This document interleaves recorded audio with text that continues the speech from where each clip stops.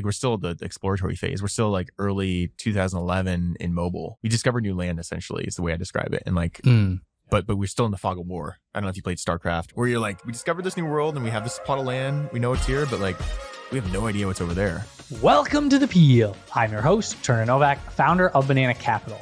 Today's guest is Ryan Hoover, founder of Product Hunt and Weekend Fund. There are over 250,000 makers that launch on Product Hunt every year. Ryan has probably helped more founders start and launch their products than anyone. Having support when you're like trying something new and building something new, even if it's just like literally a tweet, like those can actually, I think, be quite meaningful. Product Hunt actually started as an email list. We talked through the early days of getting it off the ground. I got nudges of confidence. People are saying, oh, I like that email. Like I read it every morning. Like random people. The growth flywheel that propelled it to one of the most important places in technology. There's a lot of things we can do to either speed up that spin or increase conversion. So an example could be, we talk about how to build a community around your product. There's a big difference between an audience and a community, and people like mix them up.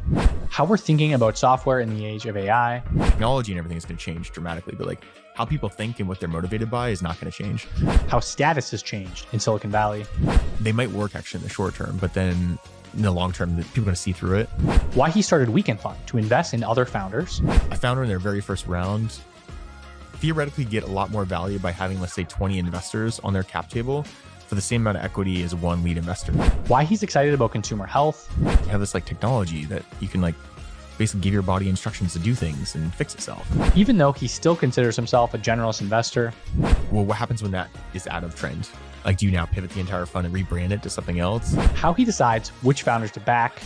That's why I try to understand, like, what's the secret? What did you figure it out? Why Ryan started investing in other funds and ways LPs can actually add value to VCs. The number one thing they can do is just... A quick thank you to Andreas Klinger, Farza Majid, and Vedika Jain for helping brainstorm topics for Ryan. As a reminder, I publish 2 episodes of The Peel every week, exploring the world's greatest startup stories, just like this one. Check out the back catalog of over 100 episodes, including most recently with Sahil Padar on growing Paraffin to nearly $100 million in revenue in 4 years.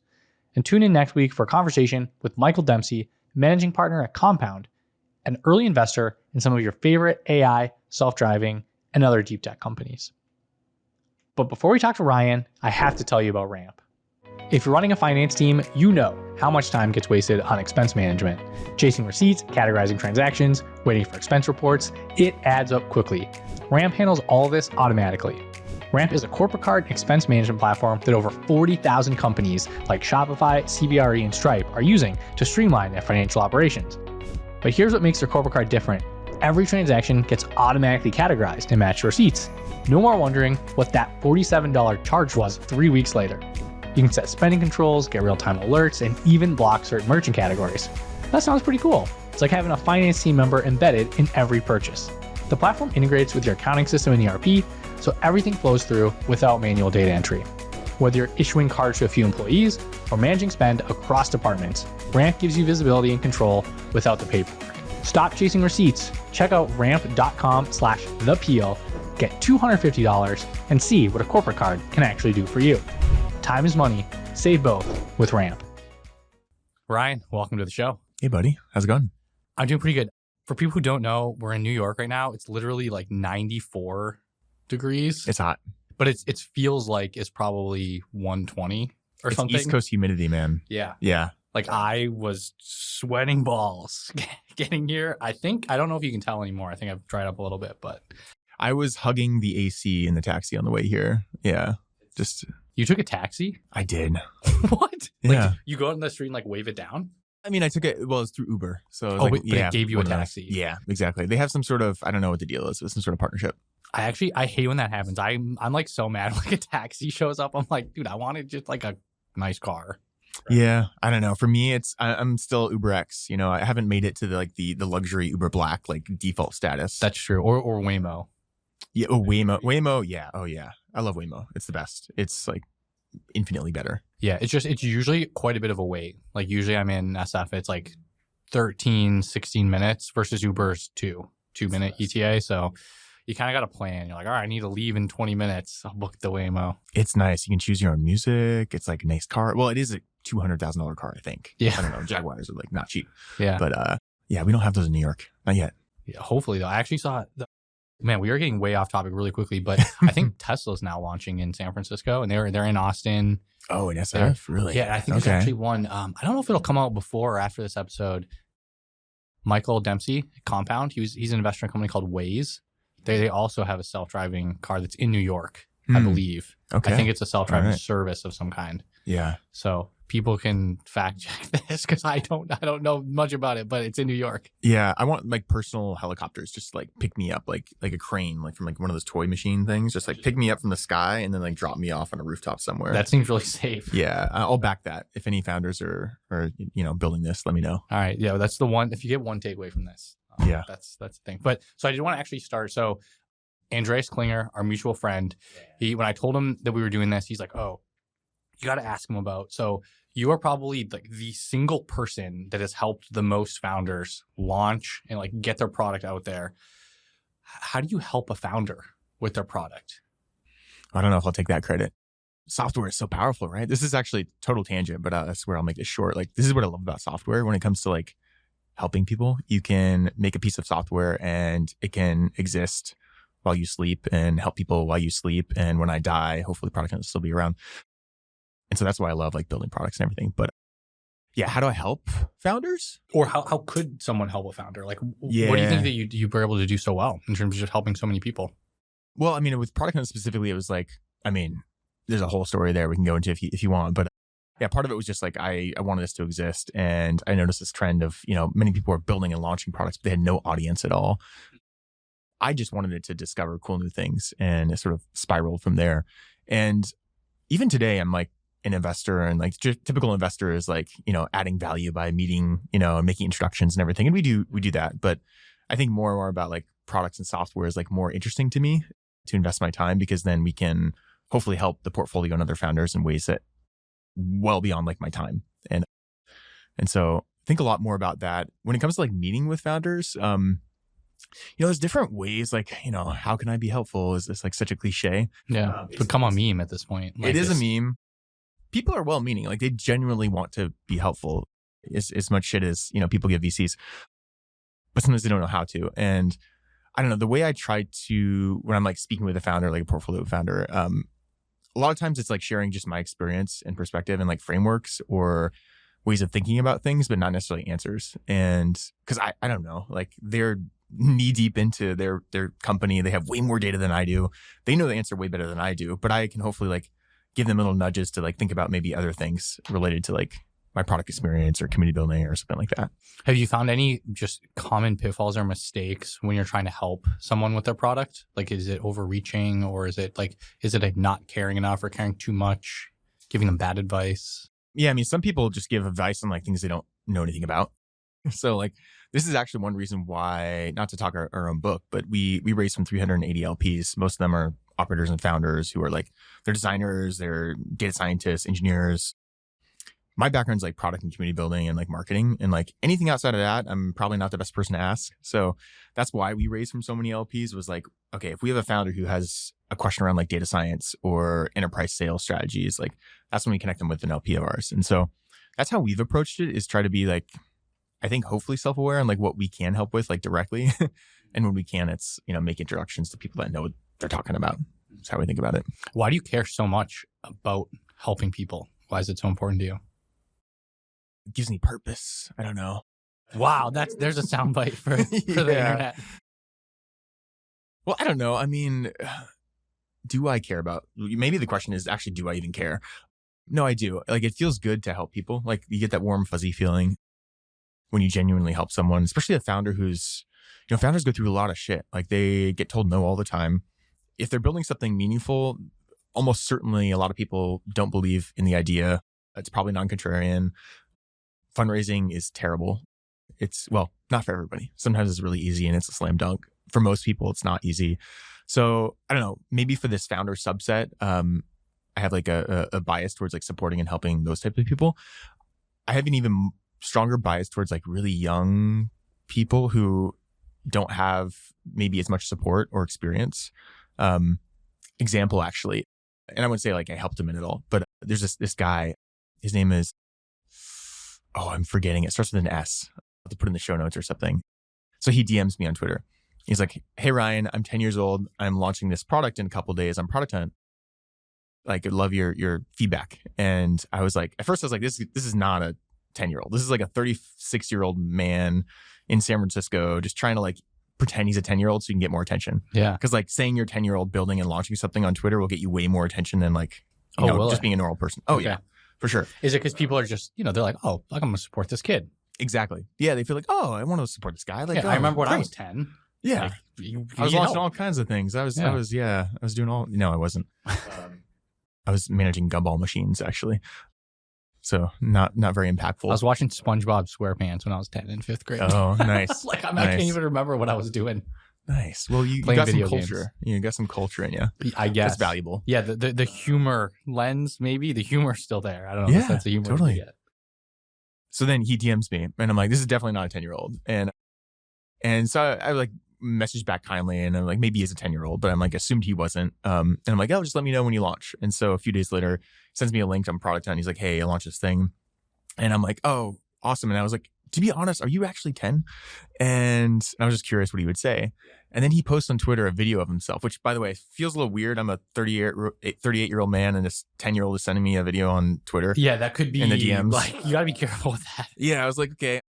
But anyway, it was him. And it might have been a deep fake. It could have been a deep fake for sure. But it looked legit. And it's a 10-year-old and he was like saying, hey, Product Hunt, I launched my thing. And I was like, this is actually a 10-year-old. Yeah. And I don't know how I got on the story, but anyway. Well, supporting him. Well, yeah, it was just like, it was so cool. I was like, oh, this guy, I think having support when you're like trying something new and building something new, especially in public like that, like on Twitter, on Product Hunt, I don't know, it takes some guts and it's anxiety inducing too for a lot of people. And so those types of people I love to support, even if it's just like literally a tweet, like those can actually, I think, be quite meaningful and give people like a nudge to continue to build or explore or share what they're working on. Yeah, because I think the default is basically just people don't care. Like you make something and no one gives a shit. Yeah. And then there's another element of when you're posting something on the internet, there's like the upside and the downside. The downside is that no one cares, no one sees it, and like you spend some time, whatever.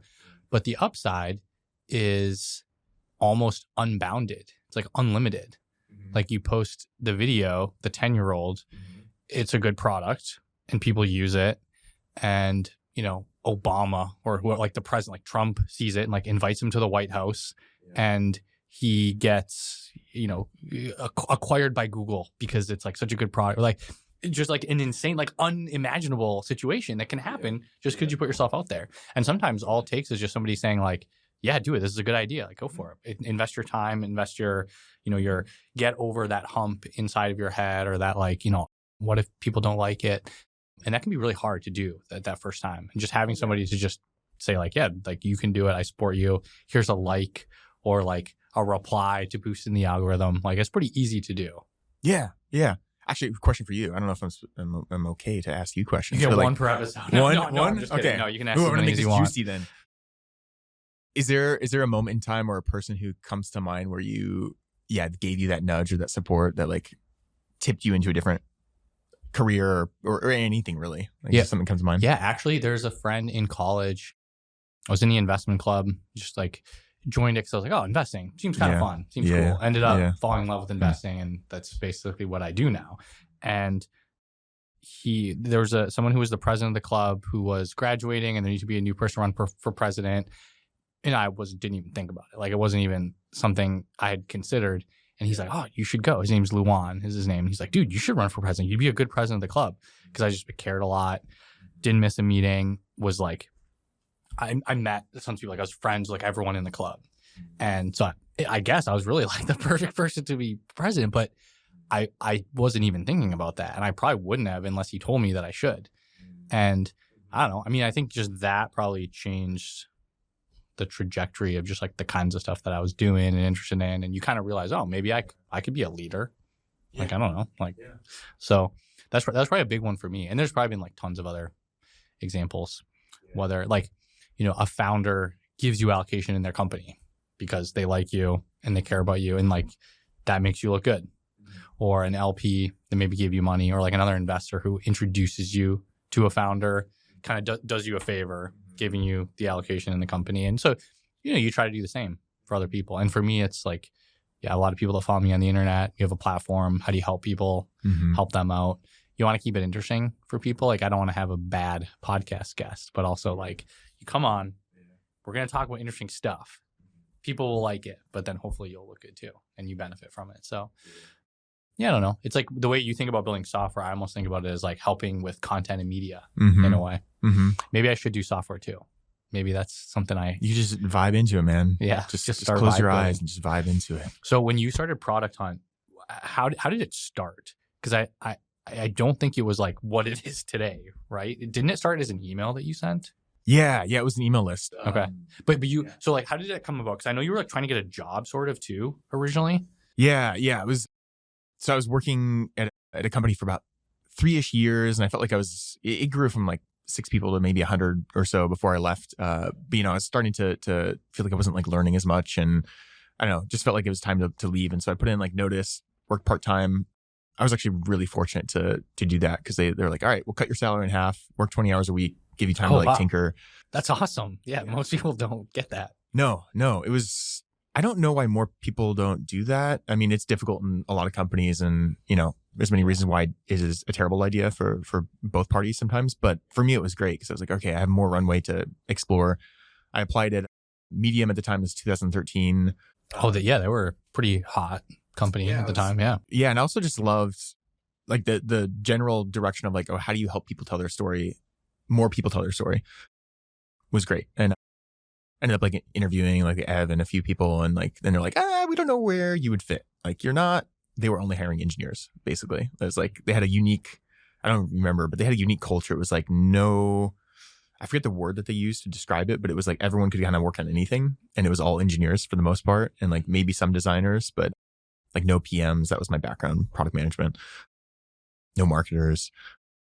So anyway, applied another company called Message Me, like a group messaging or messaging platform. Message Me, was that Arjun's company? Yeah. Okay. Yeah. We had a conversation like we're like loose friends, but yeah, it was just, we both didn't pursue the conversation further. Where else did I apply? Oh, Bebo, Sean Puri, and Furcon's company. Oh, nice. Okay. I did a whole presentation and everything, and was Bebo like a live streaming thing? It was a lot of things. They were not working on the live streaming stuff when I was there. I forget what they were building. They're basically like a studio just building a lot of different consumer social products.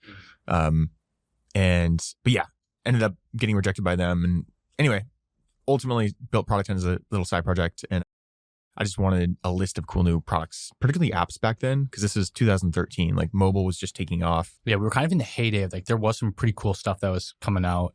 There was like funding going to it. So people had money to play around with stuff.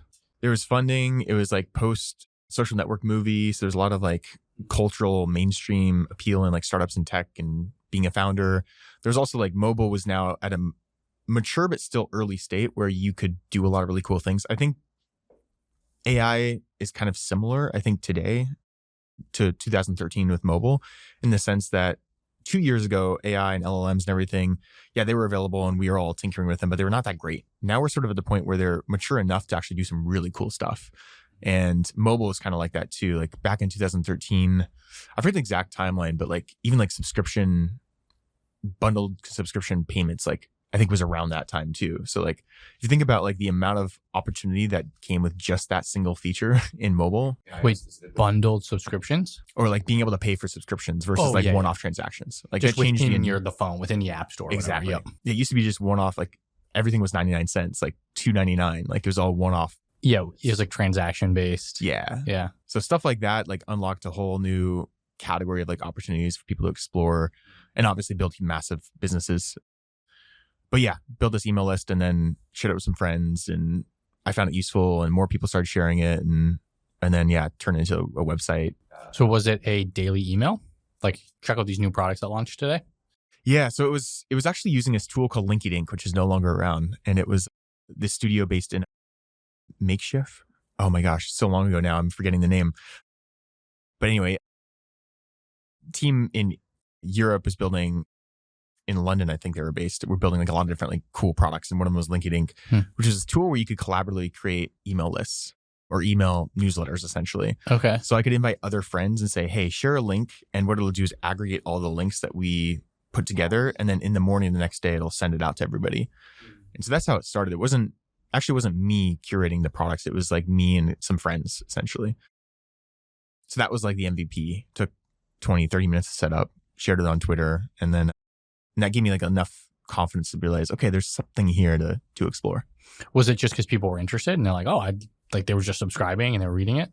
And people were probably submitting too. Did you get new people come in and want to submit their stuff? Sometimes, yeah. Some people are like, oh, I want this cool app that I found or I use. Like, I would love to share it with, people that are subscribing. We ultimately didn't have that many subscribers. Like, I don't remember the exact numbers, but it was sub 1,000. Like, it was just in the hundreds. So it wasn't like there was a ton of demand or a ton of like interest in the email list. Yeah. But to our point earlier about like getting some like nudges of confidence, like I got nudges of confidence, not only from some of the just organic growth, but also people are saying, oh, I like that email. Like I read it every morning. Like random people that I don't even know were just like, oh, I this is cool. And I was like, oh, people like it. All right, cool. Let me explore it further. So. And then you turned into a website at one point, right? How did you decide that this should be like a website versus newsletter? Like what was that whole process like getting it going? Yeah. So the email was a great start, but pretty limited. Of course, you can't like interact. There's a lot of things you can't do. Of course, you can't change it. Like you send in like, this is the list for the day. A typo. Yeah. And so I pinged my buddy Nathan Bashaw, and Basquez is his name now. Yep. But he and I had worked on a email-based project in the past called Startup Edition. And so I pinged him and I was like, hey, I'm working on this thing. Do you want to work on it together? It was like Thanksgiving. And he's like, oh yeah, like Thanksgiving break's coming up. Let's like hack on it together. And he's a really talented like product designer, engineer, like hybrid. There's very few people that like have kind of that unique skill set. And we just collaborated for about a week or so and built the MVP and then launched that. And we modeled it after Linky a little bit, because Linky was designed, as a daily email. And so like, that's sort of how the leaderboard, like the daily leaderboard of Product Hunt came about, is like, okay, let's replicate the email experience, but let's put it online. And then of course we'll add comments and we'll add upvotes, because there was no curation mechanism beyond just like people submitting. Someone could submit a bad product that should not get a lot of votes and not as many people see, versus a good one. Right. A lot of people will see it. Yeah, exactly. And it gives also people who are reading some ability to interact and communicate. And then of course we looked at like Reddit and smart. A lot of it was like, okay, we're not going to reinvent the wheel. Like what behaviors and actions and language do people already understand?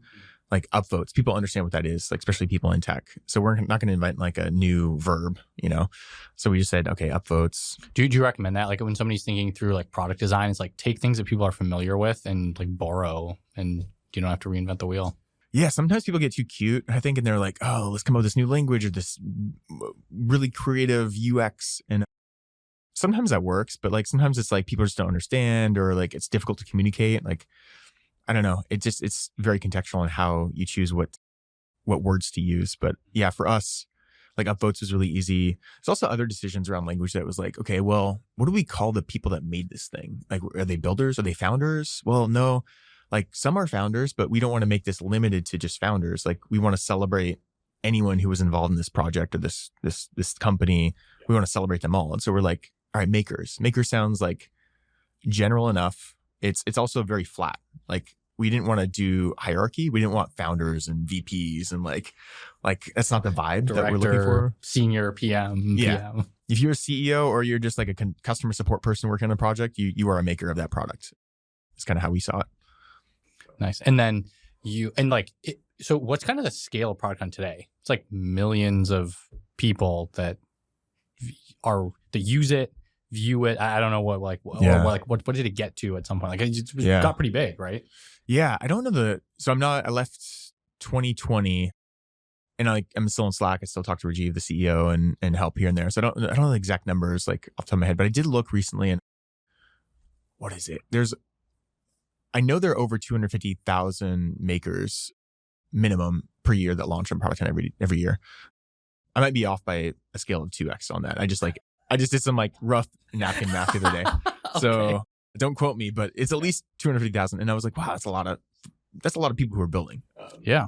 And And then of that, it's let's say 100,000 or so like products every single year. And it's a lot. And so what was kind of interesting is going back to the very beginning, people who were skeptical of product, they're like, there are not enough products being launched like every day. There's not enough interesting things out there.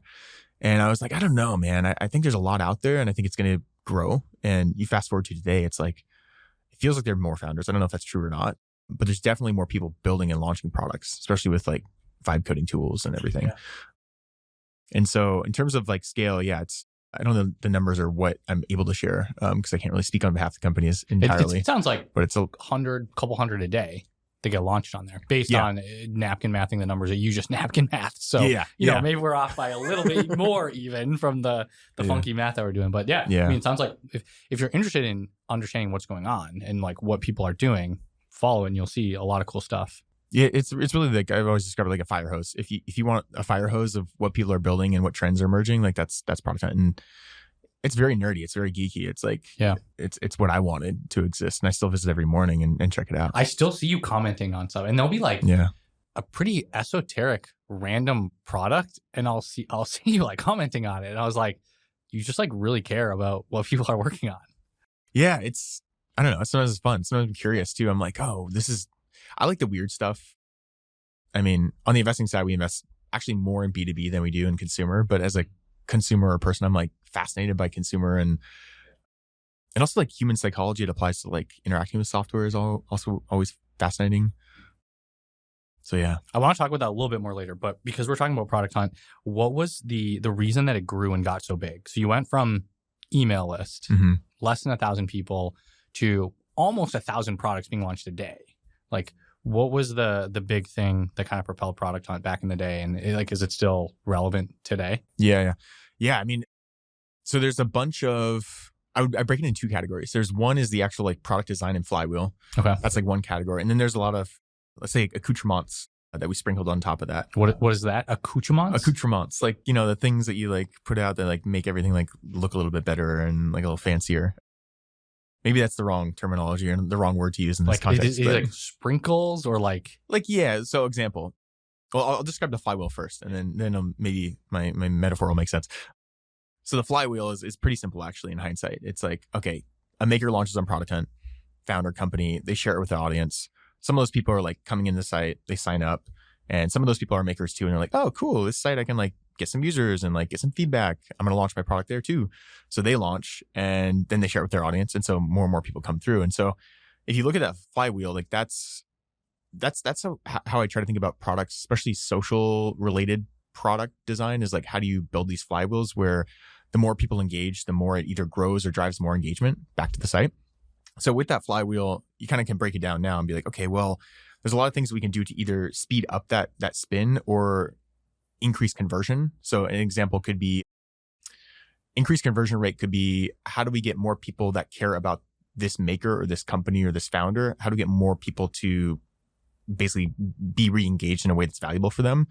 So what we did in the beginning is we used Twitter as the authentication. That was the only way you could sign up for Product Hunt. I'm pretty sure my account is linked to my Twitter. Yeah, probably.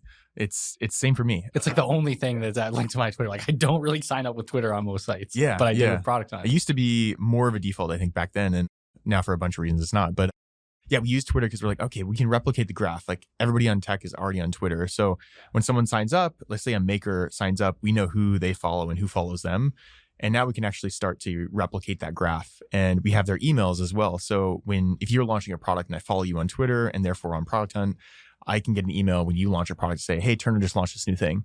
And I want to see that. Like that was one of the highest engaging emails from like an open and click-through rate that we ever introduced because they do genuinely care about like what people are building and launching. And you don't launch, like most people don't launch very often. It's like pretty infrequent. Once a year, maybe. Yeah. Or maybe if like there's some people that will do like monthly or weekly launch projects. Like they're building stuff. They're spending a month and they launch a product a day or whatever. Yeah. But those are fun too. Like they want people to see those. Yeah.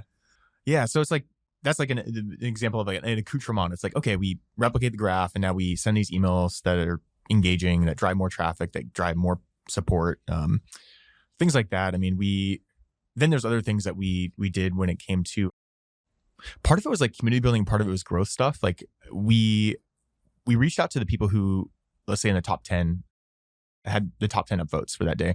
They're like, hey, awesome. Congrats. It's cool you made that. Do you want to write about your experience launching and building your product? Like, we'll cross promote it on the newsletter. We'll cross promote it on social.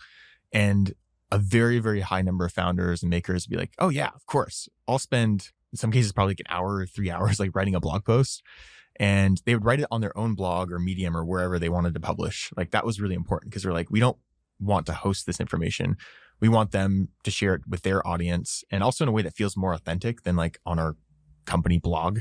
Yeah, because it feels like if they're posting it on their own channel, it's like their own excitement. It's not like a corporate thing. It's like personal from Turner's blog. Yeah, talking about how great Product Hunt is and how beneficial, and teaching other people how to do it too. Exactly. Yeah, it was. We were giving them permission to promote themselves, to promote us. So it was really a win-win. Yeah, and it became like normal. Like, it was just part of like everyone did it. Yeah, we had hundreds of people write these blog posts. And then from a strategic perspective, it's like, okay, now we got some like good backlinks. So like SEO improved. And there's a lot of things like that we implemented to like just grow and also build a community where it was like, okay, here's a place to celebrate makers and builders and people shipping. Do you think like, is that general growth flywheel still a good framework, or is it different in today's day and age? Like, how would you approach that if you like had to try the same thing today? And then, you might need to have an answer to this, but like, what kind of questions would you ask or poke through? I mean, a lot is changing with how people are building products and what you can build today. I hate to say the words AI, but it's like so much of our conversation is about AI for good reason. But there's still some fundamental things about humans, I suppose, that doesn't really change. So a little bit of a tangent, but I worked with Nir a little bit on his book, Hooked, which I'd been following his blog for a long time. He's basically taking all these psychology studies and trying to dissect what makes products really compelling, like why Snapchat and Facebook and all these, and Tinder, like what's the aspects of the design of these products that made them so compelling and engaging for people. And so I've always been really interested in like psychology and human psychology, because that's the thing that won't change. Like, technology and everything is going to change dramatically, but like how people think and what they're motivated by is not going to change. And so when it comes to like now AI, the way that you build software and products is going to change dramatically, but the fundamental like goals or how people think won't. And so like things like status, like we're still going to care about status as humans. There's an element of like the human connection. Like, that's why Flywheels still, like the flywheel of like Product Hunt still is just as relevant today as it ever will be in this like AI future, because it's still about people supporting and ultimately gaining some level of like status among this audience or community. So I don't know. I don't think those types of dynamics change all that much, but it's an interesting topic to marinate on a little bit more. Yeah, well, it's kind of like what we were talking a little bit about before we started recording. Like, I've been thinking a lot about what are some things that AI can't touch or like will never take away. And it's, positioning more for that kind of a thing. Like, like in terms of content, like AI will generate some content, whatever. Like, you just kind of have to accept that is going to happen. And like, that's the world we're going to be in. But AI can't go host a comedy show. Like I hosted a comedy show last night. That was fun last night. Yeah. And like you were really there. Fun. And like we just like talked for a little bit there. And you like AI won't be able to do that. Maybe it will. I don't know. Maybe we do like VR comedy shows, but you don't get that like in person hanging out. So it feels like you almost want to do like a barbell strategy where it's like AI is going to change things. How does it change? How do you like fit into that world? Figuring out where it's going to go, but then also like what is it not going to change, and like making sure that you also understand that world, and whether you're like building a product or company, or you're an investor, or you're working at a company, like making sure that you're positioned in the right kind of way, and also you like it and like you enjoy what you're doing. I think that's fundamental to like everything, anything that's sustainable, I suppose. But when you talk about the community that you built at Product Hunt, so if you like, how do you build a community? Like, I don't know how to tee this up in like a fun way, but like, so building community, everyone talks about community. Like, what is it? Is it like a buzzword? Is like, does it actually benefit things? Yeah, I mean, different definitions. I think I categorize it more in like, okay, community is something that attracts a certain audience of people that want to associate themselves with it. And it's more about, when it comes to community, there's a big difference between an audience and a community, and people like mix them up. Like, your Twitter followers are probably not a community, I'm guessing. like that's an audience in most cases, because community is about other people in that ecosystem connecting with each other and helping each other in some way or providing some sort of value in some way. And so it's more about like the connections within your ecosystem or within your community than like you as the leader, let's say, or the megaphone distributing information or anything. So like the best communities are kind of like, you know, you as a leader, you're like a really good party host and you welcome everyone in and you make sure like the environment is good and everyone's welcome. And like that's what you do. But like at the end of the day, you're not the one hanging out with everybody and talking to everybody at once. Like they're talking to each other at a house party and hopefully having a good time. And so, yeah, a lot of people, community is a buzzword. Can be extremely valuable because it's one, can increase like word of mouth. Like if you're a part of a community and you really care about it, like if you're a part of CrossFit, like especially back in its like peak, like what is a joke? Like how do you know like someone is a CrossFitter or whatever? It's like they'll tell you. Yeah. And so it can help increase word of mouth and increase like, you know, engagement / retention because people want to be a part of that community, not maybe some other community that they have less association with. Also just like creates more, all things being equal, it creates more like, to use like a sterile term, like enterprise value. Like two companies, take two SaaS companies. Yep. Like I don't know enough about Sketch and versus Figma to know if this is the right comparison, but let's just use those two. Like Figma invested a lot in community and events, kind of your point about like bringing people together in person. And let's assume that Sketch built as good of a product, like Figma having a better community is just going to be way more valuable than Sketch. And I think that applies to any kind of like SaaS company. That doesn't mean your typical fintech, like B2B SaaS company should like have a community or like invest in it. But yeah, our mortgage servicing software has the best community. Yeah. I just love mortgages. They're so exciting. But it can be valuable. And so I don't know. I think the last thing I'll say on that is like, I think about like utility too. Like people don't want to join a community. They're not like, oh, I'm waking up in the morning. Like I need to be part of a community. Yeah. It's like podcasts. Like people don't wake up and say, I want to listen to more podcasts. Yeah. It's like, I don't want to join another community. Yeah. So how do you start a community? Like you need to find utility, like a reason for it to exist? I think so. I think that's a good way to start. Like there's different ways to start a community, but it's like, okay, what's like the end goal? What's my motivation as a community member? Like, what am I trying to gain here? In Product Hunt, and there's many motivations, but if you're like a builder or you know, maker or founder, like you're trying to get users, trying to get feedback. You're trying to, I mean, I hate to say it, but like you're trying to earn some sort of status, you know, in the status game. And so that's like the hook, let's say. That's like, maybe that's how you start being a part of a community. Cause you're like, oh, I can get users here. Let me go check it out. And then that pulls you into hopefully a higher engagement and like more part, like maybe you go to our events. Like we hosted some like tons and tons, hundreds of community events, which by the way, most of them were led by the community. Like I didn't go to most of them. I went to like 4 of them, maybe 5. Yeah. I feel like it was a big deal when you like, there's one that you went to like a year or 2 ago. I was going to like try to go because you were going. Yeah. I wasn't in SF that day. Yeah. Yeah. But I remember it was like a huge deal. Yeah. We had some fun ones. We had some like, in the beginning we had some like wrapped around like 2 blocks, like lines and everything. It was epic. Has anything changed about building a community? Like since you did it in 14, 15, 16 versus in 2025? That's a really good point. I haven't asked myself that question. Is it more digital? Like, is there less that happens offline, more that happens online, or maybe the opposite? I don't know the answer to that one. You got me stumped, man. So what would you do today? Like if there's something that you're really passionate about, you're trying to start a community on today, is there anything like that? If it's something that I'm passionate about? Yeah, like if you're going to like, I'm going to start a community. Like, yeah. I mean, if I was to start a community, I mean, I'm not going to do this, but well, I have an answer actually based on my own experience and my anecdotal experience. Communities have actually gone a lot more towards like smaller group chats. Greg Eisenberg, actually, a friend of mine, he built a company called Islands that was like really focused on that thesis, I think 2016 or 17.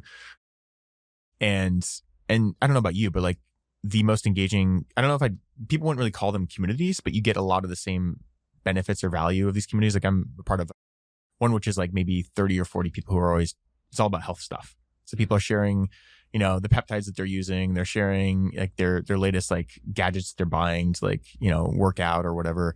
And it's just like a small private group. And like those types of things are really, that's actually most compelling to me. And you see this across many different categories. I have one just like some LPs that, we just invest in funds. And so it's just focused on that. And so I think communities have shifted increasingly to like just group chats. And part of it's also the nature of, I think, how social media has evolved. Like we went through a whole, like, we've just gone through a lot of changes since like 2013. It's got a lot more political. It's gotten a lot more just dangerous kind of to like share everything on the internet. And so people have receded into like more private channels for a lot of things. How do you think, we talked a little bit about this, but how do you think AI has changed how not just building communities, but building products? Like obviously building a product today, quite a bit different than 10 years ago. So if you think about it, like, okay, building a product is the high level steps are like, I have an idea. Now I have to translate this idea into a piece of software, and then I have to get feedback and then iterate on that. And now we've collapsed that in a number of ways. One, you can just write the software so much faster, like infinitely faster. But two, the fewer people are required to write that software. So you have marketers and PMs and designers and like basically non-software engineers vibing their way into their ideas. And yeah, right now, a lot of those products are like maybe not production ready, maybe they're not even good, but like it'll get better and better and better. And the fact that this is collapsing and you eliminate the entire like communication challenge. Like when I have an idea and I need to translate to somebody else, not only does it take time, but it's also like there's always things missing. And so if I am an accountant, like an accountant knows exactly what problem they have and how they want to solve it. And if they can just do it themselves without translating that to somebody else, like it's actually a huge opportunity for them and just speeds up the process entirely. And theoretically, once code gen is like to a point where it's like as good as like a senior engineer, theoretically it's actually gonna be much smarter and better to build that way. Like now, this is dependent on like what you're building. Like there's certain categories of things that are going to require like very sophisticated, experienced engineers, but there's a number of categories that could just be vibed, into existence by anyone.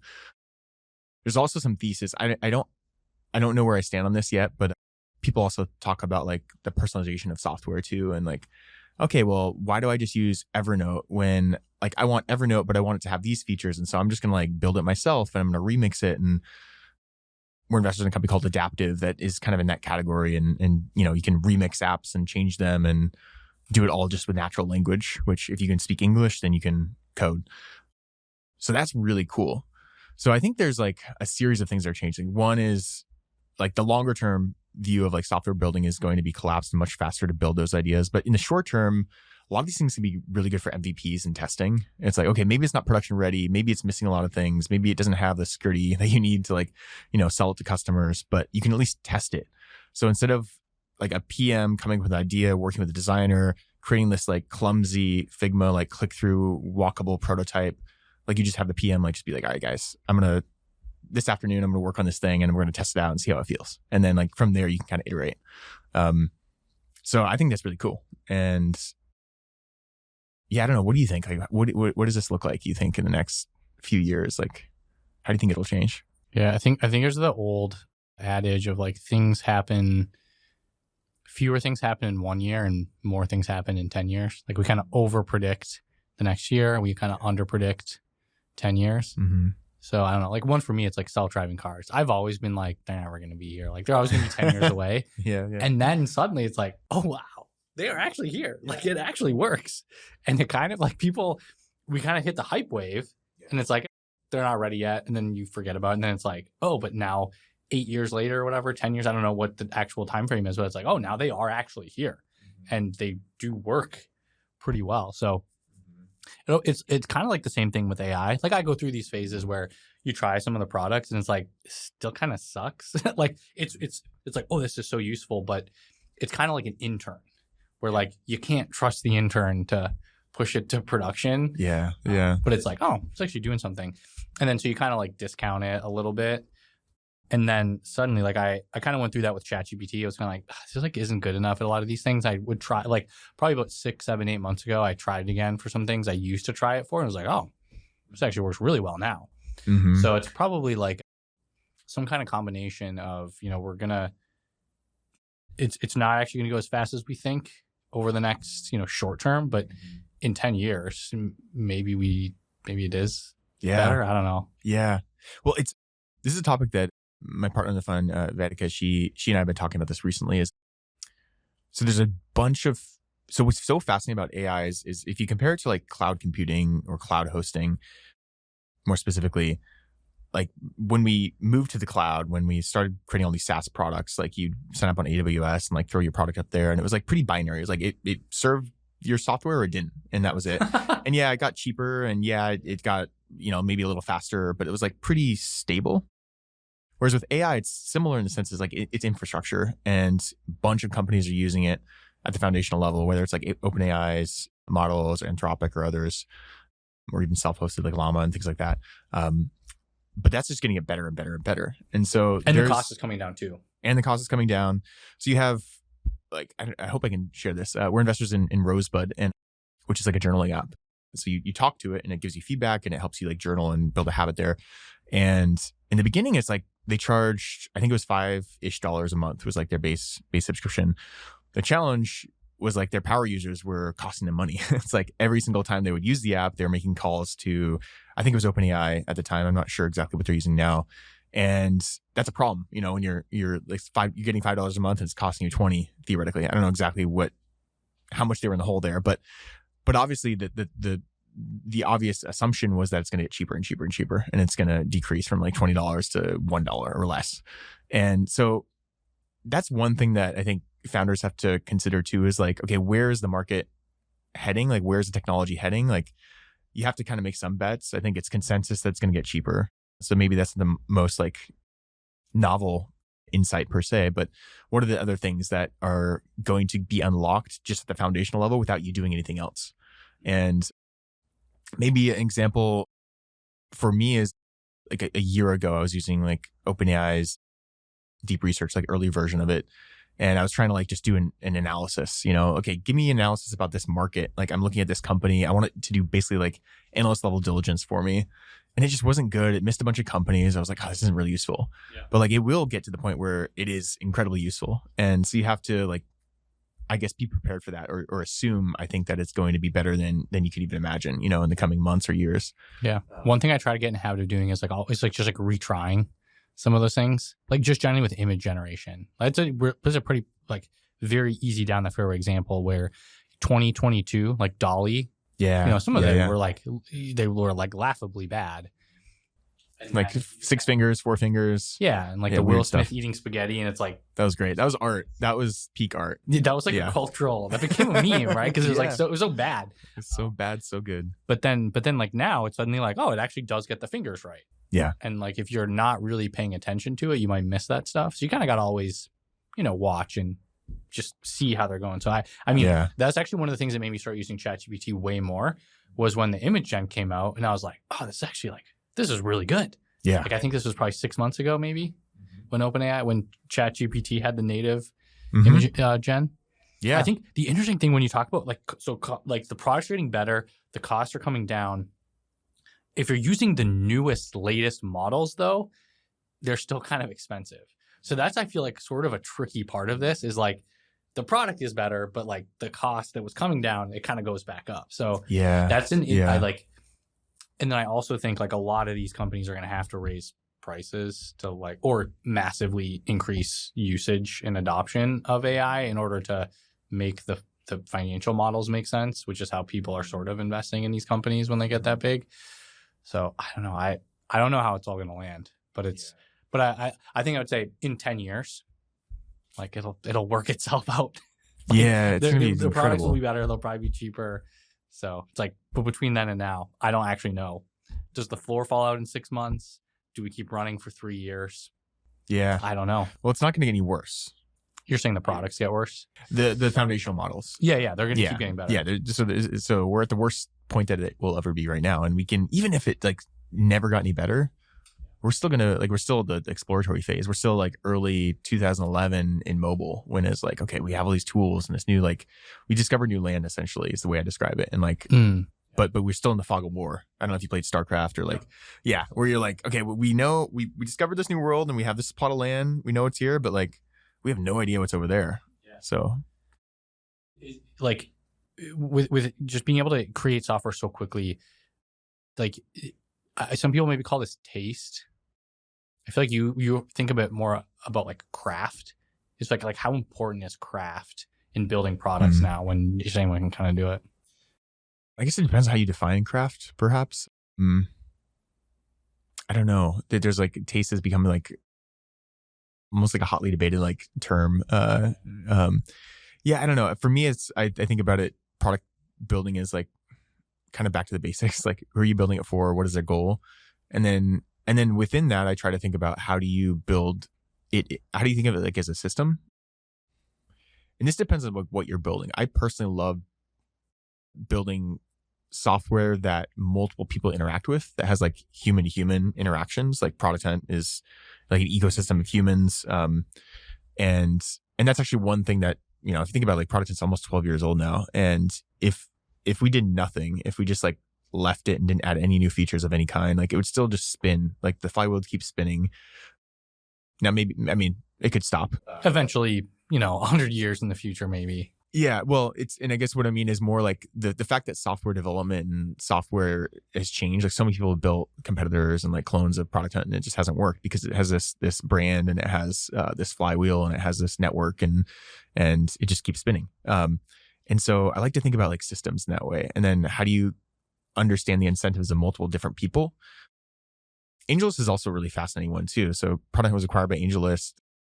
I stayed on for 4 years afterwards, and I was mostly focused on the Product Hunt stuff, but occasionally worked on a couple of AngelList projects. And AngelList also has a really interesting social, like, I don't want to say social network because that implies a lot of things, but a network of people. You have LPs and you have GPs and you have founders and you have all these different like nodes within a network, and they all have their own incentives. But how do you create a system that allows all of those people to help each other in a way? And anyway, in abstract, I love those problems. I love exploring those systems because it's really fun to play with. And when you work with people, multiple people, that's when you can also build in like growth flywheels and engagement flywheels in ways that is just not entirely software driven. I think if you're building a purely software driven product, there's lots of ways to create moats. So it's not always people driven, but if you have a people aspect to it, like a network aspect to it, it's just far more defensible and sustainable, I think, from like competitors or just being unique in the market. And humans still exist. Like we still make decisions about what we want, and like we have emotions. So I feel like we have feelings. Yeah, like a product might make you feel a certain way or want to do a certain thing. So yeah, I mean, humans won't go away. Maybe at some point the robots will completely take over. We'll all be bionic, but yeah. Well, you mentioned something. You mentioned AngelList. So your Product Hunt was acquired by AngelList, and then is that kind of when you started Weekend Fund? Yeah. It was right after. So end of 2016 acquired, started Weekend Fund in middle of 2017. And AngelList is basically like a place for, like you said, people who run a small fund, people like investing in funds. So you started Weekend Fund as kind of like to dog food, like AngelList, basically. Yeah, they were just. So they'd been primarily SPV focused, and they were introducing funds. So a way for them to like basically all in. You're on AngelList, I think. Yep. Yeah, I still use AngelList for yeah.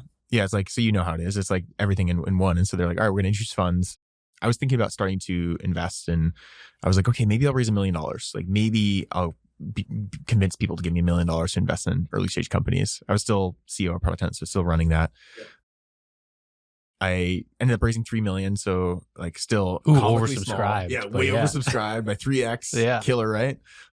It's hilarious actually to think about. Like $3 million is like the smallest fund. That's like a single like pre-seed check nowadays. I know, it's true. Yeah, it's so small, but at the time, like very few founders were raising funds while they were like operating a company. There's also like stigma around it too. It was like, oh, okay, if you're investing or if you're raising a fund as a founder, and especially a CEO, like you're not seriously like focusing on your company. And maybe there's some truth to that sometimes. But for me, I was like, well, I am dog fooding, and I'm like part of AngelList. AngelList culturally is very pro. Everyone should invest. Like everyone who works at AngelList is like encouraged to invest in companies. So yeah, started that fund and yeah, deployed it over 2 years into like 40 something companies. So nice. What was your kind of stake in the ground of like, here's why it should exist, what I do, what I stand for? I mean, it's kind of like you made a joke about like no one needs to, like, we don't need another podcast in this world. Like we don't need another fund in this world either. There's some truth to that, maybe.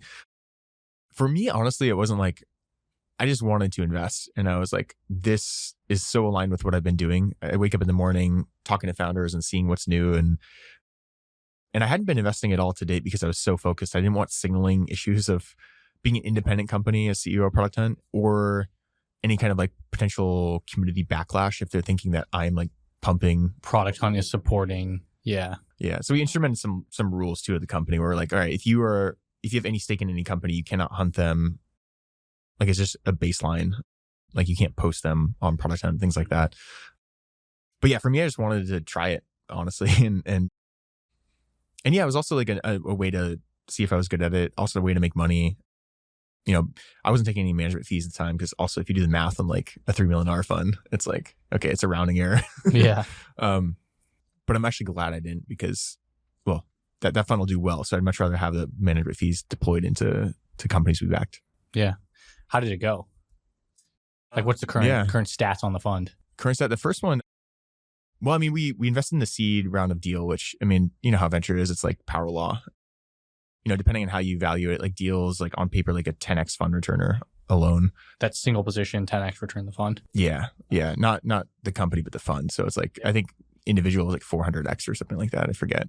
Nice. And I think I remember you tweeted something about how you completely returned that fund to investors. Am I remembering that right? Yeah. I think it was about 18, almost 24 months ago. Market was like, you know, venture market shifted a ton since like 21. And we had an opportunity to sell. We sold 15% of our position in deal to return the first fund. And, you know, in hindsight, it's like, well, shoot, we sold, like if I held, you know, be worth even more. Yeah, it would have been able to sell today for more than 2x that minimum.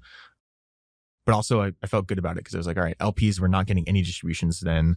Also puts us in the clear, gets us into carry. So now, okay, anything beyond that, now finally get paid in carry, which is nice. Finally paid off, not taking those management fees. Yeah, I know. So yeah, that was great. But yeah, it's funny how venture is like so power law. We know it intellectually, like the power law, but then when you see it, you're like, oh, man, just one company can make all the difference. And you do a lot of experiments. Like I think that's kind of your thing is you're always trying different things. What are some of the ones that you've done? Maybe the ones that worked best, didn't work? Like yeah. I find like we're always tinkering. Like you're a beta user in a project we're working on. Thanks for kicking the tires. Yeah, it's been really fun. It's interesting. It's like it's helpful. So yeah, hopefully. So yeah, it's really fun. I mean, some of the projects we worked on, we built this tool called Rolodexer, and so on Twitter, the thesis was like, shoot, there's a bunch of people that follow you on Twitter. And a lot of times portfolio companies are like, hey, does anybody have an introduction to Ramp or to whoever? And in some cases we're like, oh yeah, I know somebody at Ramp. But in many cases, like more people know of us than we know of them. And so the theory is like, okay, if they follow me on Twitter, that's a good signal that I could probably DM them and they're probably going to at least pay attention and like read my DM. And so we built a tool to be able to search through all of my like almost 300,000 Twitter followers. Let's say half of them are fake, but still it's like a ton of people who are in tech. Yeah. And now we can like search and we use it for like portfolio, like B2B outreach. Like they send us a list of here are the 50 companies that we want to reach out to. We search for them on Rolodexer, and then like I start DMing and like making introductions. It's also been used for other things like diligence. If we're trying to find some random accountants, let's say, to give us feedback in like the accounting space, I can just search accountants like that follow me on Twitter. And so that's been really useful. And then we've given to like some friendly investors and some founders too to be like, hey, you have a Twitter following, like search your followers and use this if it's useful. Was this thing you like kind of showed me a little bit a couple months ago? Or is this like an older one? It's been a while. Yeah. It's been almost a couple years since we've been using it. Oh, got it. Okay. I'll send you a new link to your followers too if it's useful. Yeah. Could be useful. I mean, I definitely do that. Like, yeah. I'll just notice like, oh, this person's like whoever. Like that's interesting. Like just DM them, see if they want to chat. Yeah. It's like, and that's also like my rant against CRMs is like no one needs no CRM. I actually think a better angle of CRMs is like who knows you, not who do you know. So I think there's like a version of Rolodexer that could be more productized, like much better than what it is now. It's super janky. It's like it's barely works, but that's actually why I'm like so impressed by it because it like barely works and it's extremely valuable for me. Interesting. Okay. And so like, what do you think that you do differently than other investors? Like you do a ton of Zoom meetings, right? You do a ton of... There's different ways to play the game, I guess. There's like everything from like your fund size. Like, are you a collaborative small investor writing small checks? Are you, leading deals? Are you someone who likes to hop on jets and meet founders in person? Or do you just like live on Zoom in your PJs like I do every day? Like I had to shower to come meet you, man. Like, yeah. That's a huge ask. I know. I had to shower and take a taxi. And sweat on I know. the taxi and like... Yeah. So I don't know. I try to, honestly, I want to do what I want to do. I know it sounds like super selfish, but like also I think it's sustainable, and I also want to do what I think I'm better suited for. So one reason why, even if we could raise a $200 million fund, let's assume we could, like I wouldn't want to, because now you have to lead deals. Like you have to sharp elbow. You can't be as collaborative with people. You honestly probably have to like do more flying and meeting in person and schmoozing. And you're not a schmoozer? I mean, I don't like transactional conversations. And I'll be honest, like there's parts of investing I don't like. Even when I speak with founders, I know this is a transactional conversation when I'm speaking to a founder. Like, you want money, I have money. Hopefully we can like build a relationship as well. But there's an element of that like irks me, because I'm like, I don't like that. I don't like rejecting people either. Because who am I to like say that your idea is not going to work? So there's parts of that I don't like. There's parts of like the investor to investor networking where it's like, hey, let's catch up. And sometimes it's really energizing and like intellectually stimulating, but also I just feel like it's so transactional. Like you want me to just tell you what companies you should be investing in. And I want that too. Don't get me wrong, but there's like some social dynamics of investing that I don't like. And so for that reason, like I try to live on Zoom, stay small, try to spend more time like building things like Rolodex or like products that like give us leverage that allow us to help in ways that don't require me to talk to people. I know it sounds like so robotic, but it's like, if you think about, adding value or whatever, like you're doing it in your sleep. Like you don't actually do the work personally. It's just the things that you built are benefiting your network and the companies you invested in. Yeah, that's the hope. Like the project we're working on now is like, honestly, probably never charge for it, and it might not be used more than like by 400 people, and that actually be success for me. If it's like useful for 400 investors, that'd be great. So. What have you learned over the past 8 years of investing? Yeah. 9 years? 10? I don't know. Just over 8, I guess. Oh, wow. Yeah. What have I learned? Or anything you've evolved on? Yeah. I continually oscillate between, like, we're very much a generalist, both myself and Vedika. And what I mean by that is like, we're not super thesis driven, even though we have like certain categories that we're interested in. And that's partly because everything's changing, and we don't want to block ourselves also into a certain niche, let's say, and miss out on this really cool idea in a space that we, haven't thought of or explored personally. So I think that's the right strategy for us. I do oscillate between like how valuation sensitive we should be and things like that. Because obviously in hindsight, you look back on the misses and like, oh, we passed because it was 30 mil post and it was pre-launch, and then it becomes a multi-billion-dollar company. And of course, I wish I would have invested in that. But like at that time, in that moment, with the information we had, was it the right decision and just wrong outcome? I don't know. So yeah, I don't know.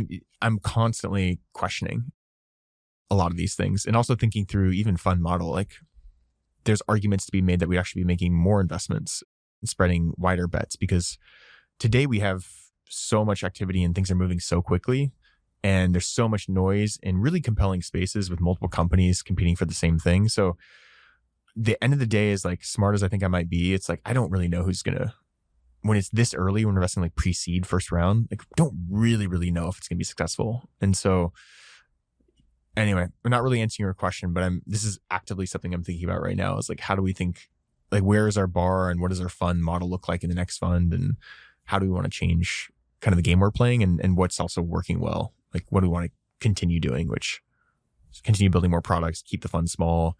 Yeah. Why is a small fund important? Like, don't you want a bigger fund because it's cooler, or like you get more money? Yeah. Like, why not? Yeah, I mean, it's appealing. I mean, if you could really do the math on like management fees just on like a $200 million fund with a small team, is like you're instantly wealthy. That's cool. Yeah, for me, it's more like the game I want to play is I want to be collaborative, and I want to be able to share deal flow. I want to be able to have others share deal flow back with me. I want to be able to, well, so that's one thing. That's the selfish side. But then also I think, and in raising a big fund and leading is the right strategy and the right choice for some founders for sure. But I also think like a founder in their very first round theoretically get a lot more value by having, let's say, 20 investors on their cap table for the same amount of equity as one lead investor in most cases. Yeah. And it might be someone who is a lead investor in 20 other companies and will give you just as much time as one of those, one of 20. Yeah. So if you get 20 of those people, you'll get, in theory, so much more. Yeah. Here's nuance. Yeah. There might be somebody who's like, I'm going to give you 8 hours a day. Yeah. Like yeah. 5 days, 6 days a week. You could also get that. Yeah. I think my position is like, if I put my founder hat on, like the only scenario, if I was to raise a round and let's say a first round, let's say I'm raising $3 million, only scenario where I'd take like a $2.5 million check, like a majority of the round from a lead would be if I had a strong relationship with them and they were like exceptional in like an area that I extremely needed help, like needed deep help with. And I had extremely high confidence in that. But in most cases, I don't think that's true. I think like in most cases, I don't think most lead investors can do that for most companies. And so most founders say, okay, well, here's $2.5 million. They're offering it right now. I don't have to do a bunch more meetings with a bunch more investors. I'll just take the check. And I don't blame them. Maybe that's the right decision for them. But for me, I'd much rather have 20, 30, honestly, maybe even 40 investors, whether angels and small funds supporting me. And then it's my responsibility to put them to work. So from that frame of thinking, having a fund strategy that requires you to get 20% ownership means you're not going to be getting the best founders from your view. Like the best founders will probably. I don't think that's necessarily true because I think great founders are taking money from lead checks like that. I guess I'm speaking more from my position of what I would do as a founder, and maybe what I would do is not the norm, and therefore I shouldn't use that as a bias towards my fund strategy. But I don't want to sell a product I don't believe in, and if I'm, to be honest, like if I'm leading around writing a $2 million check and squeezing out a lot of other people, I don't know if I'm going to be as valuable as 20 other highly credible other people who are around the table. Like as great as I think I might be, like I just don't think I'm going to be as helpful. So I don't want to put myself in that position and play that game. Yeah, there's a lot of cases where I'm like, second, third, fourth largest check, and like great ROI, like great value for the check. But it's like if I would have done the $3 million check instead of the $250K or $100K check, I don't think the ROI would be there to the same extent. So it's like, it's kind of nice just being like, third biggest check, like the founder can rely on you. You do some stuff. You're not over promising, under delivering. So yeah. And I don't know. There's so many investors too. It's nice that's actually one benefit right now is there's so many people angel investing, so many people with funds. There's a lot of people that you can bring around the table that could be helpful in a variety of different ways. Yeah. And so in terms of the things you're investing in right now, you have seemed to be doing a lot in sort of consumer health. I know that maybe VC 101 is consumers bad. Yeah. Right? Like, so why are you investing in consumer health? Mostly because I'm just getting older. That's part of it. They're 38. You're like, I'm trying to invest in, my future survival. Do you selfishly invest? Like when you're investing, it's like, what am I personally interested in? Some of that, yeah. Yeah, I just find it way more fun. And I mean, we invest in, no offense, and I won't name them, but no offense to some of the portfolio companies. I don't really care about the particular, care is the wrong word. I don't find it particularly intellectually interesting, let's say, a particular category that we may invest in, but I think it's going to be great business. And I believe in the team and the founder. Like that's okay too. But when I meet a founder and I'm like, whoa, I love this space. I could be your customer. Like I feel so much more drawn to support. And I think I'll hopefully be more helpful, especially on the product side. So yeah, and the health stuff, like some of it's I'm getting older. I've been exploring, like also I had some knee issues like a few years ago. So that led me down like the whole peptide rabbit hole. And I was like, oh, this is interesting. We have this like technology that you can like basically give your body instructions to do things and fix itself. And like, that's cool. Wait, so what is that?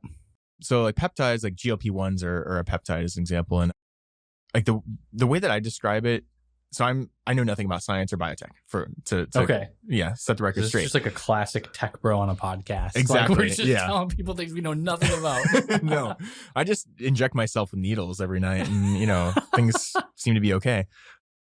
But the way I described it is it's almost like telling your body, like giving it little instructions to be like, okay, do this, like produce this or heal this. And the first thing that I started using was BPC 157, which is really well known in certain circles as reducing inflammation and just helping with like muscle repair and recovery and injuries generally. And then I've explored like some others too. There's this one that I experimented with that was quite interesting. It's called melanotan. Have you heard of it? Melanotan? Wait, is it different than melatonin? Not the thing you take to sleep, but melanotan. Melanotan. Yeah, okay. I believe I'm pronouncing it correctly. Melatonin, melanotan. Yeah. Okay. Yeah. It's a strange word, but yeah, it's kind of wild. You can take it in many different ways, but like usually you inject it and it tells your body to produce more melanin to get more tan. And that one's actually, I use that as an example of a peptide because it's immediate. Like within the first 24 hours, your skin will get more tan. And if you want to, yeah. I'm going to check this out with my like pasty white. Like I'm like the whitest person you can imagine. I'd be curious, like what it would do for you. Interesting.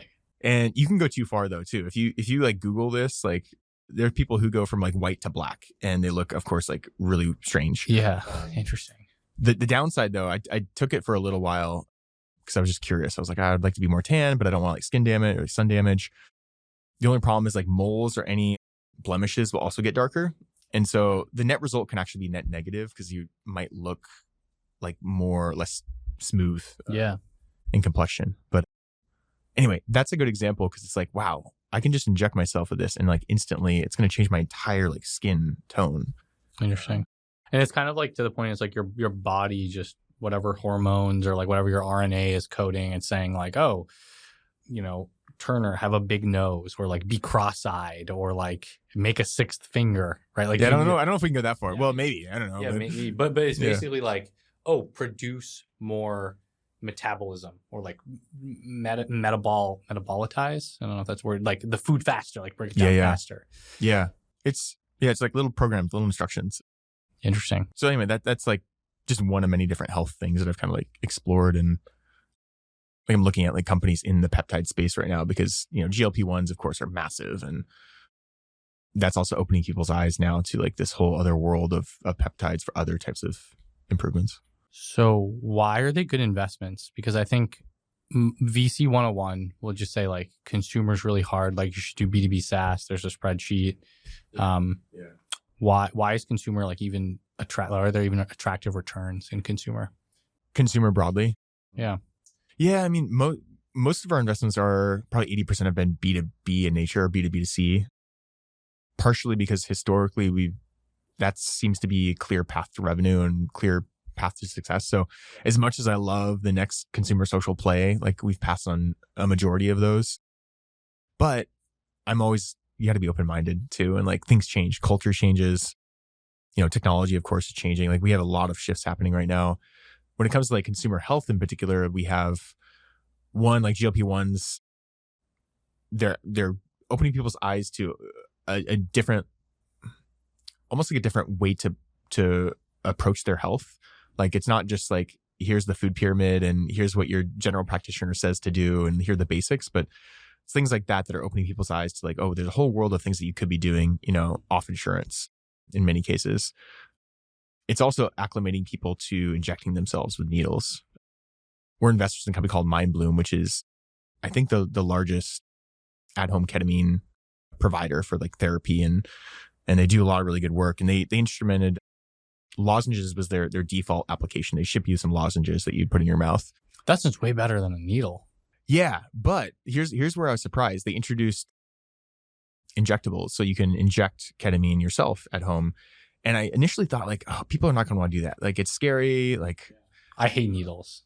Yeah. Personally. Well, I think most people do. I think they're getting over that though, because I mean, in the case of GLP-1s, people are like, I want to look better. Okay, fine. I'll figure out this out. Like if you're a heroin addict, you will inject yourself. You'll put anything in. Yeah. So if there's value from the needle, you will do it. Totally. And so I don't know the stats yet, but from the information that Dylan, the CEO, has told me, like people prefer the injections over the lozenges, even though the administration method is like more uncomfortable for, I would think, most people. But anyway, the other things about health stuff, it's like there's we have all this data. Like I go to Function Health and get my blood work done all the time, and we have AI now to interpret all this information. Like there's so much material and ingredients to like do really cool things for people's health. And then health is like, if you're not healthy, nothing else matters. It's like a huge, ridiculously large market. So anyway, that's why I'm excited about it. It's kind of like with AI. It's like you get your all your stats and it like puts in AI. It's like, oh, by the way, you probably have diabetes. And you're like, whoa, did not know I had diabetes. Like the doctor might have not even picked that up because I didn't mention the things over. Like you can pick like anything that you might have, like, oh, you might have cancer right now based on the readout. And you're like, oh, this is good to know. Oh yeah. So I had this, do you ever get floaters in your eyes? Like little dots that like float around? Like, no. Okay. I don't. Yeah. So it's like, so you're just looking at something and there's like a black dot that's like floating around. Kind of. Yeah. It's not uncommon. Okay. I've never got that. I do have it. It sucks. Like even if I pay attention, I can like see one sometimes. Actually I did get that when I was a kid. When I would close my eyes, I would see light designs sort of, but I had a bunch of eye surgery when I was younger. It might've been related to like scarring. Just because I was born, I have strabismus. You basically have like two cross-eyed eyes, and I've just gotten. It's basically like one of your eye muscles is way stronger than the other, and it just messes things up. I think one's like way stronger than it should be, one's way weaker. Oh. I don't know exactly. I've had like 5 surgeries when I was younger, like between 2 weeks old and then 7. 2 weeks? You had surgery? Yeah, in 2 I had weeks? eye surgery when I was 2 weeks old. Wow. Because they just like noticed something or something. And yeah. Like I actually don't know how you do that on a 2-year-old, but that's what my parents told me. So wow. You don't remember it? You don't know. I think I have like some flashes if I ever really think hard enough. But yeah, I could see that. So what's the eye floaters? Well, so I had these floaters, which is like, I know that's not a big deal. Like people have them, it's fine, benign. But then I was in New York walking around and I was like, it looks like a little like hazier in the distance. And then, of course, I go to chat and I start asking, hey, I got these floaters and like sometimes it looks a little hazy. And they're like, it could be these 4 things. And then like the 4th thing was like, if it's this, you need to see a doctor now, like today, because you might go blind. And I'm like, oh God. So anyway, the point is like there is an element of like the self-directed health stuff, which spirals people into like scary potential issues. But it's better to have that than like the reverse, which is like you have no information, then all of a sudden you're blind. Yeah. And also, I mean, healthcare is like 20% of GDP, something like that. I mean, I think a lot of it's actually just old people, just end of life, like last 6 months of their life is like a huge portion of costs. Yeah. And if you think about like somebody's compensation, like when you get paid at work, you got a salary, there's like taxes, health insurance and health coverage is like, depending on how much money you make and all that stuff, like it can be 15-30%. Of your compensation is the premium that your employer is paying for your healthcare coverage. So it's a pretty massive market. Maybe like housing is a big expense that people make. Food, everyone buys food, but like the cost of being healthy or staying alive in some capacity is like an extremely high share of wallet. It's highly more variable than housing and food too. Like food can only kind of go up so much, and housing, if you're rich, you can of course go up infinitely, but health is like, no matter how wealthy you are, it can go up a lot. Yeah. Like I'm definitely someone, I do not pay a lot of money for my health. Like I don't go to the doctor ever, but I do other things. Like you work out and like you eat in a certain way. Like, is that healthcare? Like eating healthy, eating vegetables and things that are good for you versus McDonald's. Like, is that a healthcare thing? I don't know. Yeah. You're thinking self-directed consumer, like that goes in your body, kind of health related. So, I mean, it absolutely is. Yeah, it's a portfolio plug because I think it's my duty as an investor. We're investors in TrueMed, which helps consumers use their FSH and HSA funds to like Peloton and AG1 and those types of things. Oh, nice. I didn't realize that's what they did. That's cool. Yeah. Yeah, it's really cool.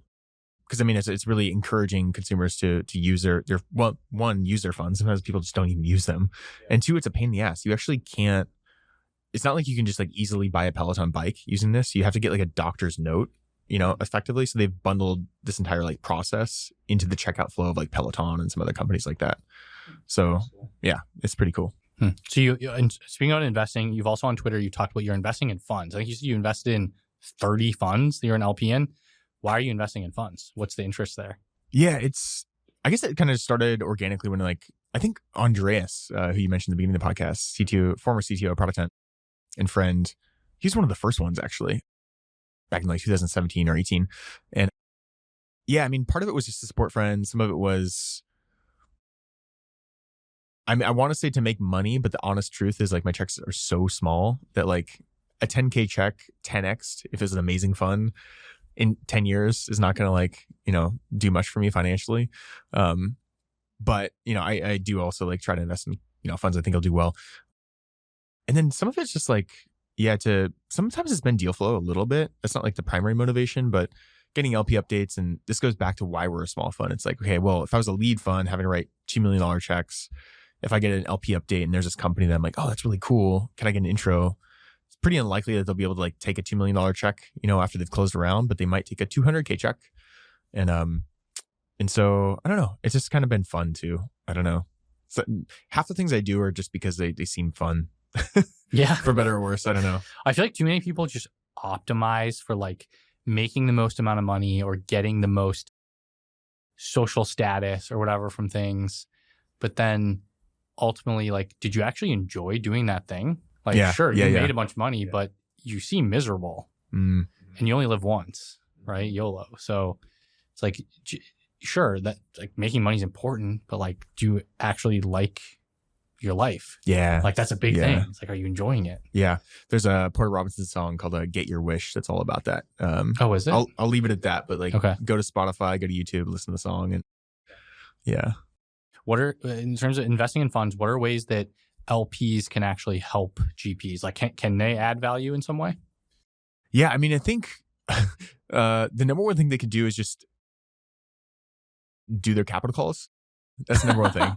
Okay. That's the baseline, actually. Yeah. That's should be like par for the course. We've had surprisingly like very few issues compared to how many LPs we have, like over 350 LPs. But we have had a few LPs. One in particular just decided not to do their capital call and just said like, I'm not doing it. And I'm like, that's not how it goes. Like you made a commitment and like, yeah. Okay.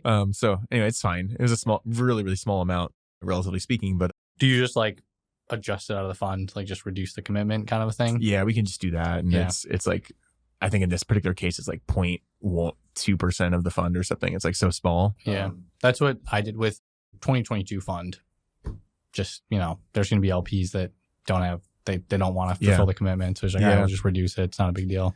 Yeah, it's not a big deal. It's more, for me personally, I'm fine with it. It's fine, but you need to approach it with, be proactive and like be upfront and apologetic. If you're not apologetic as an LP and you're like backing out on your commitments, like that's not cool. And I remember that. So anyway, that's the one thing that LPs can do. I mean, otherwise, I think the best thing an LP can do is like make introductions to other LPs, I think. Really? I think so. Why is that such a big deal? I mean, fundraising's tough for most people, like both as a founder and as a fund manager. And the LP class, as it's like, I mean, a ton of LPs, you have a lot of LPs, but like they're like in the shadows, like relatively speaking. Like VCs are out there, they're tweeting, they have blogs, they have like, here's how to email us and contact us. LPs are just like, you don't know who's investing as an LP. Oftentimes they're like intentionally not trying to be super out there. They want to like work through networks. So that's why I think like introductions can be really helpful. And like when I invest, I have like an email list of LPs that I reach out to and like this WhatsApp group. So I try to help there. And you talking about being public, you used to write a lot. What's the value of writing? Yeah, I mean, in the beginning, I used to write every day. I published over 100 blog posts in like before product in like 2012, I think it was, or 2013. And it was really fun. It was like a vehicle to like explore ideas. Now I don't write as much, but I still use it as like a vehicle to like, okay, I have an idea. Is this right? If I can't write about it, like if I can't like dissect the idea into written form, then maybe I don't understand it enough or I don't have a strong perspective. So I use it for that. I use it also just like throw ideas out there and like serendipity happens sometimes. Like some of the things I write about now today, it's like totally not tech related. It's just like personal stuff. And I'm like, I'll put it on the internet and see what happens. And so I enjoy it. Yeah, you had a post like how status has changed in Silicon Valley in 2024, I think. Yeah, I think that was the post. So what was the concept of that? Yeah, I don't know. Sometimes a thing gets in my head. I'm like, oh, interesting. I hadn't thought about that. And I was like, okay, let me write a post and see how like what thesis or not thesis, but like where it goes. And yeah, it's changed a bit. It's like, in 2010, like when I first moved to San Francisco, it was like raising money was like, I mean, all these things are still all high status to some extent. Like raising money is still high status to a large degree, but actually more so today, it's like revenue, like showing off your revenue numbers. Like do you have a business versus did you raise money? Exactly. Yeah.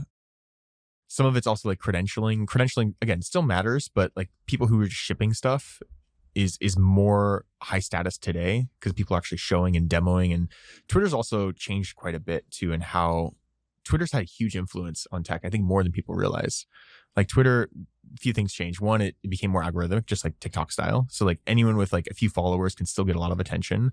Two, they prioritize videos. And so videos are fantastic for like product demos for a number of categories. And so those things combined allow Twitter in some ways has become the launchpad for companies and startups because it has the tech town hall like mind share. And when an investor, whether they like to admit it or not, when they see some demo with like 1,000 likes, they instantly, one, have some sort of like signal of, okay, there's something here, maybe. And two, they're like, a bunch of other investors probably saw this too. And so it creates more of this like momentum to like pursue if they have any interest in that company because they know everyone's looking at it. It's like addicting to be like, I was the first, or I'm like on the board of that company that everyone knows about. Yeah, exactly. Yeah. And also we know how fast things move sometimes where it's like, you know, in days, you know, rounds are getting done sometimes and preempted. And so anyway, it's just interesting to see like how Twitter has actually shifted tech significantly and think how. So more so than the press, like a TechCrunch article. Yeah, it's like social reach. Like if I think about like a press and getting on TechCrunch, you know, was seen as a high status thing and like scarce. Now it's become less so.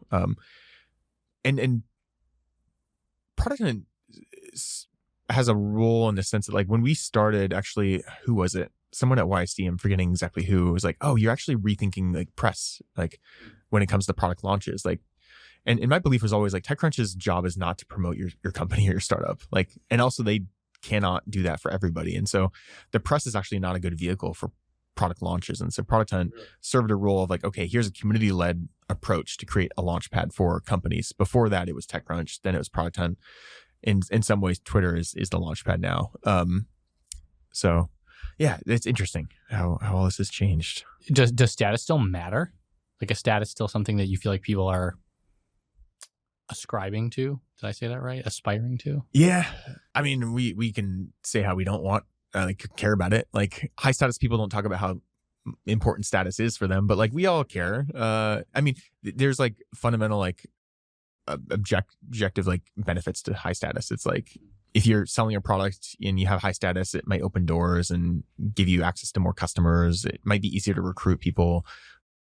There's like a lot of benefits to status, even though like I don't like the status games. And now when it comes to status, though, I think it's also, if I was to like think about, okay, if you care about status, how do you get status? Well, I would recommend not doing it in ways that are inauthentic.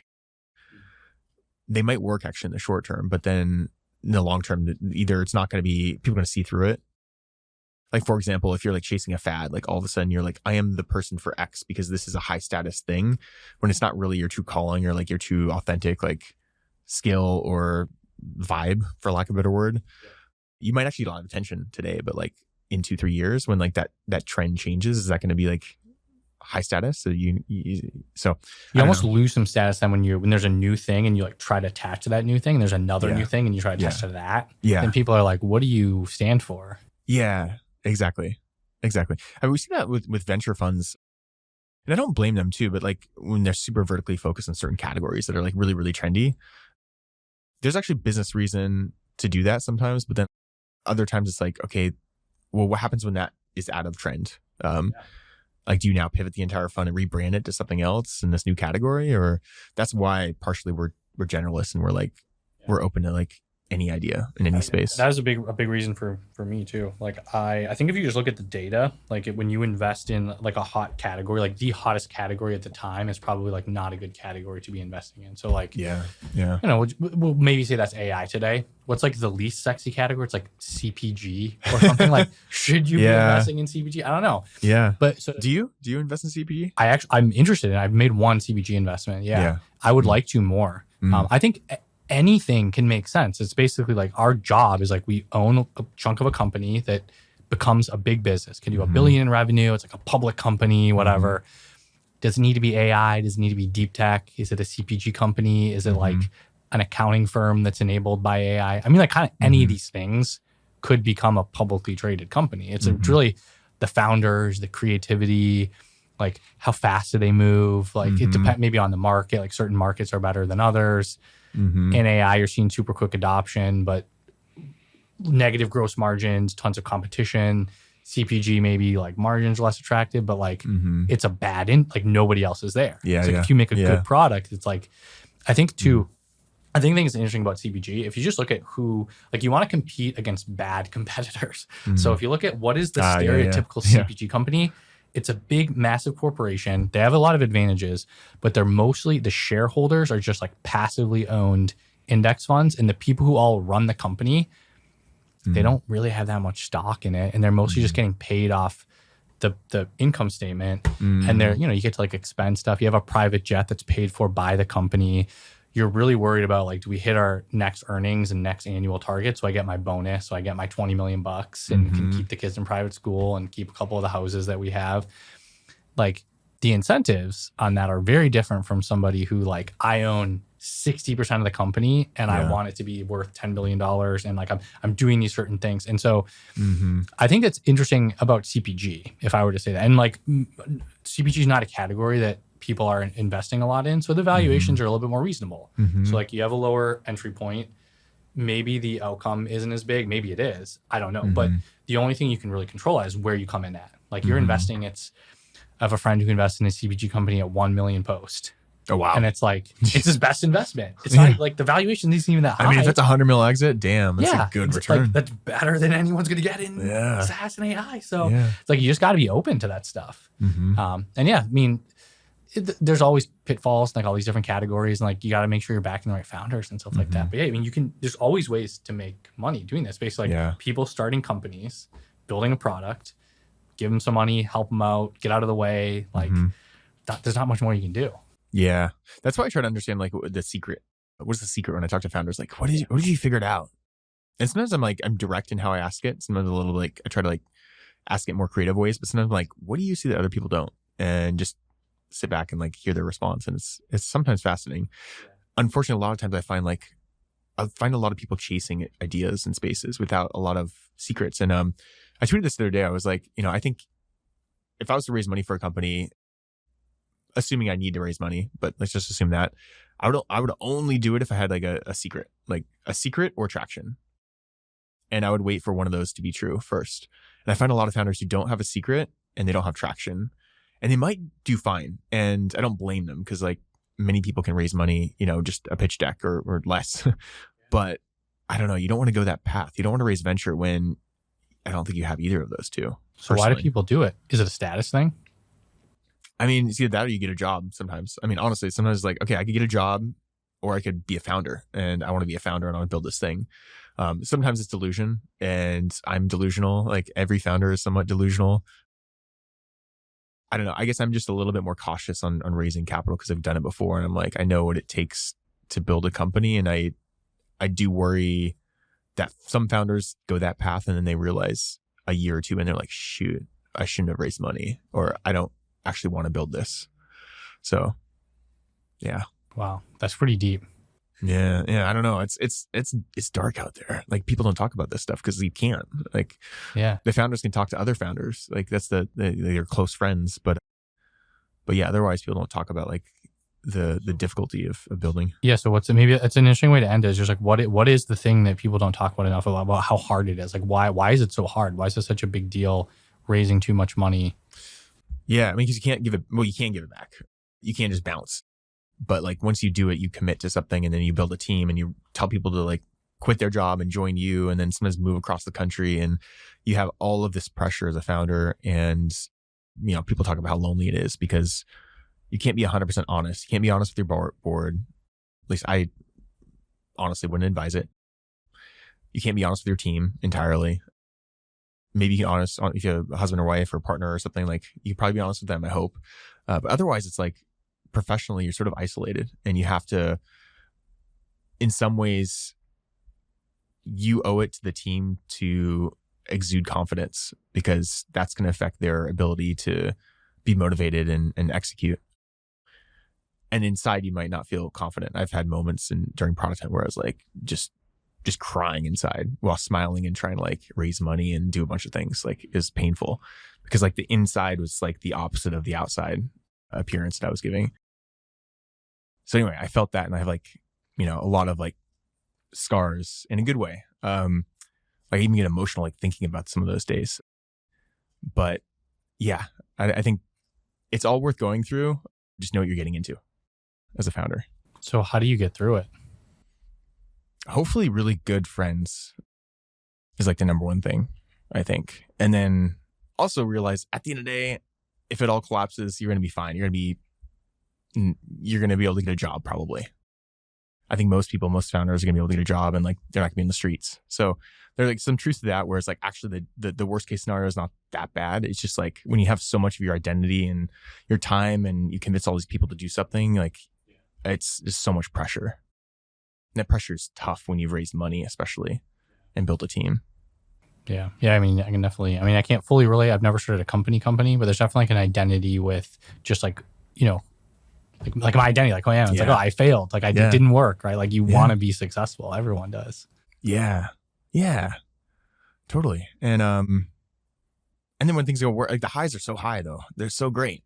It's just the lows are tough. And like I said, a company get acquired, and like when they do nice, it's not gonna like return the fund or anything, but it's like more than we invested. It was like return a bunch of cash back to LPs. It's like first one in fund 2. Sick. Pretty cool. Yeah. It's like feels good. That's great. That's a great feeling. I think the best feeling of that is like when I've been able to like email LPs and be like, here's money back. Yeah. Like that's great. Like I've been asking for it. It's like, here's your money back. I promised I was going to give you your money back. Hopefully more than you give me. Yeah. Well, that's a great way to end it. We're all happy. We have all made a bunch of money, returned capital LPs. Just give us like 15 years. Yeah. What can people like follow you, find you anywhere? What should they do? Twitter? I'm on Twitter, Hoover. I'm RyanHoover.me is my website with blog posts from a decade ago. Weekend.fund. Weekend.fund. The website. Yeah. What else am I on? I don't really have a TikTok. I do technically. You could find it if you search. You'll find some like embarrassing TikTok videos, but maybe I shouldn't have said that. Signature Block. Do you guys still write Signature Block? We haven't. Yeah. I mean, it's still there. We intentionally also like focus on like evergreen content. So if you're like investing or thinking about building a fund, like signatureblock.co has a bunch of content on there. And nice. Yeah, you've contributed to it. I think I have. I think I've read every post too. I mean, they're all good. It's like how to raise your fund, or like how to do investor updates, how to actually add value to portfolio companies. I think was maybe one of them. So yeah. But yeah, this is a lot of fun. I gotta catch my flight in about an hour and 45 minutes. So, but no, that should be good. But no, this is a lot of fun. Thanks for doing it, dude. Good seeing you. And thank you for listening. And thanks to Ramp for supporting this episode. Upgrade your corporate card and get $250 at ramp.com/thepeel. If you missed it, check out last week's episode with Sahil on growing Paraffin to nearly $100 million in revenue in 4 years. And tune in next week for a conversation with Michael Dempsey, managing partner at Compound, an early investor in some of your favorite AI, self-driving, and other deep tech companies. If you like this conversation, please comment, subscribe, and name your next product hunt launch after me. If you don't want to miss a future episode, subscribe to my newsletter, The Split, linked in the description to get each episode plus a transcript emailed directly to your inbox every week. Thanks again for listening. See you next time.